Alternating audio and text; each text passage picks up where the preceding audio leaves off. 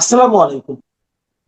প্রিয় দর্শক, অন্য মঞ্চের আলোচনায় আজ আমাদের সঙ্গে রয়েছেন।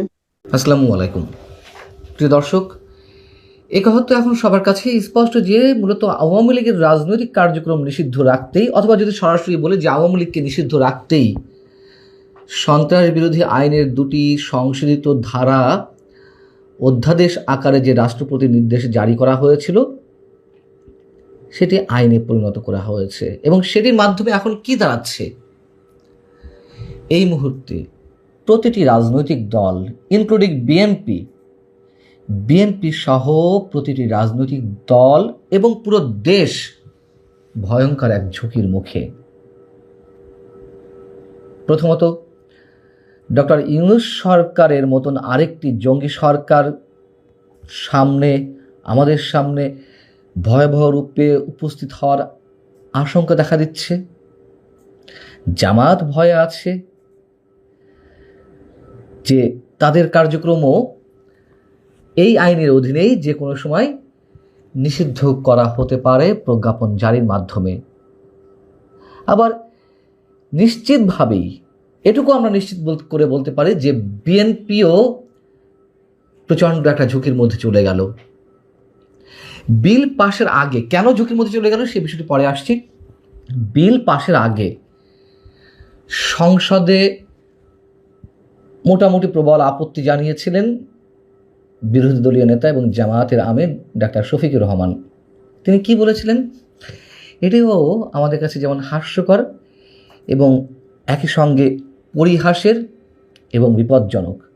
তিনি বলছিলেন যে এ সংক্রান্ত একটি তুলনামূলক শীট তারা 3-4 মিনিট আগে হাতে পেয়েছেন, তারা এটি পুরো পড়তে পারেননি। আইনটি অবশ্যই একটি স্পর্শকাতর আইনটি পাশের জন্য তাদের আরও একটু সময় দেওয়ার দাবি জানানো হচ্ছে।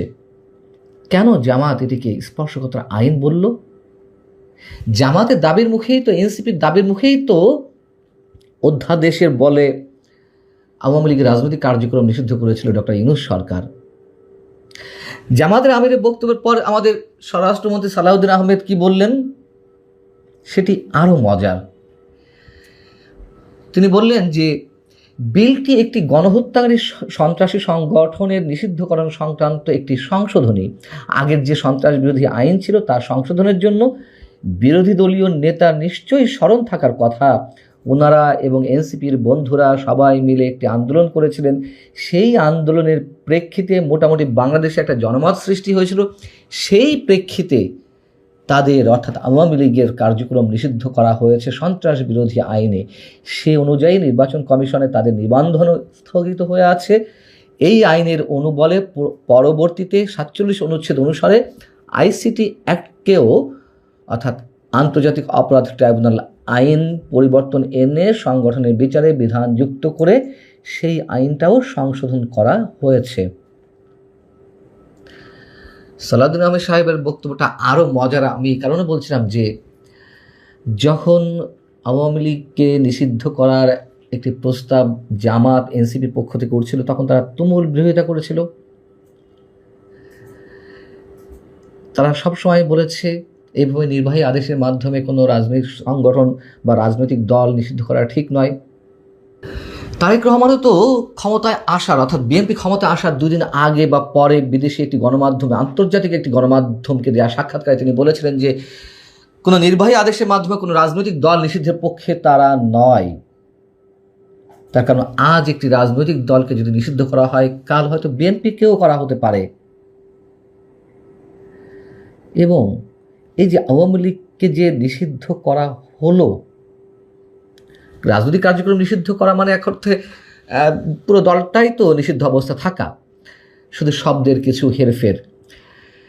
এই আওয়ামী লীগ কি বিনাশ হবে? প্রশ্নই ওঠে না।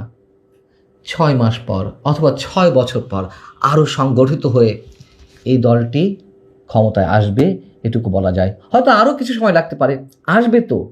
তখন নিশ্চিতভাবেই বিএনপিকে নিষিদ্ধ করবে আওয়ামী লীগ। আবার আওয়ামী লীগের সময় আইন ঠিকই করা হয়নি কোনো রাজনৈতিক সংগঠন বা দলকে নিষিদ্ধ করার জন্য বা তাদের রাজনৈতিক কার্যক্রম নিষিদ্ধ করার পক্ষে।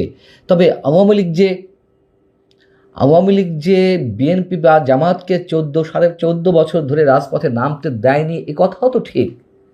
রাজপথে নেমেছে, তার উপরে হেলমেট বাহিনীর অত্যাচার, আক্রমণ, রাজপথে নেমেছে, তখন পুলিশি বাহিনীর নির্যাতন ঘটেছে তো এগুলো। অর্থাৎ তুমুল একটা রাজনৈতিক শূন্যতা তৈরি করা হয়েছিল। তখন গাছের পাতা পর্যন্ত বলতো আওয়ামী লীগ, আওয়ামী লীগ। তখন থেকে বলে আসছি, এই যে রাজনৈতিক শূন্যতা সৃষ্টি করা হচ্ছে, এর পরের স্টেজ হচ্ছে জঙ্গিবাদ বা চরমপন্থা, এবং তাই তো ঘটল। ডক্টর ইউনূস সরকার আমাদের সামনে আবির্ভূত হলেন ভয়ঙ্কর একটি শক্তি নিয়ে, জঙ্গিবাদী শক্তির প্রচ্ছন্ন সমর্থনে, তাদের উপরে ভর করেই তো ডক্টর ইউনূসের সরকার এসেছিল আমাদের সামনে। এখন যে রাজনৈতিক শূন্যতা সৃষ্টি করা হচ্ছে, যে কোনো মুহূর্তে, যে কোনো পরিস্থিতিতে, সেই হিসেবে আরও একটা জঙ্গি সরকার নিশ্চিতভাবে আমাদের সামনে আসতে যাচ্ছে। আতঙ্কে থেকেই এই কথাগুলো বলছি। আশাটা অস্বাভাবিক কিছু নয়। এবং জামাতও ভয়ে আছে এই একই অস্ত্র ব্যবহার করে, একই আইন ব্যবহার করে তাদেরকেও যে কোনো সময়, মানে তাদের রাজনৈতিক কার্যক্রম যে কোনো সময় নিষিদ্ধ করা হতে পারে। এবং সেই ভয় থেকেই জামাতের আমির মোটামুটি প্রবল আপত্তি তুলে ধরেছিল।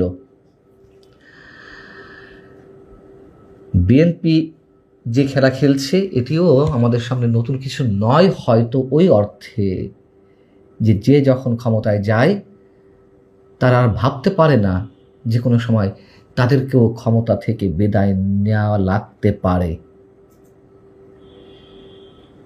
প্রতিটি দল ক্ষমতায় যাওয়ার সঙ্গে সঙ্গেই মনে করে আজীবনের জন্য তারা ক্ষমতায় এসেছে। কেউ নয়, পৃথিবীর কোনো শক্তির সাধ্য নেই তাদেরকে ক্ষমতা থেকে হটানোর।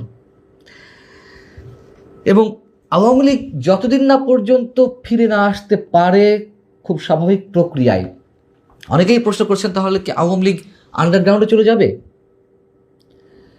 হতে পারে। পৃথিবীর বিভিন্ন ধরনের ইতিহাস তাই বলে, এবং ইতিহাস এটাই বলে যে কোনো রাজনৈতিক দলকে নিষিদ্ধ করে তার আদর্শত্ব ধ্বংস করা যায়নি, বরং তারা ফিরে এসেছে আরও সর্বগ্রাসী রূপে হয়তো, অথবা তাদের কারণে পুরো রাষ্ট্র অস্থিতিশীল হয়ে ওঠে চরম এক বিভাজনের জায়গা থেকে। যেমন আমরা মিশরের মুসলিম ব্রাদারহুডের কথা বলতে পারি। এই সংগঠনটিকে নিষিদ্ধ করা হলো কথিত গণতন্ত্রের উত্তরণের পর। কি হলো তাতে? তারা আন্ডারগ্রাউন্ডে চলে গেল, এবং তার পরবর্তী কার্যক্রমগুলো সম্বন্ধে তো আমরা নিশ্চিতভাবে জানি।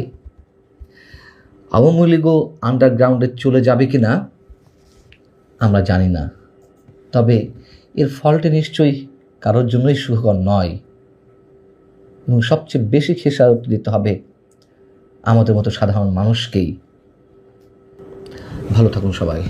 আল্লাহ হাফেজ।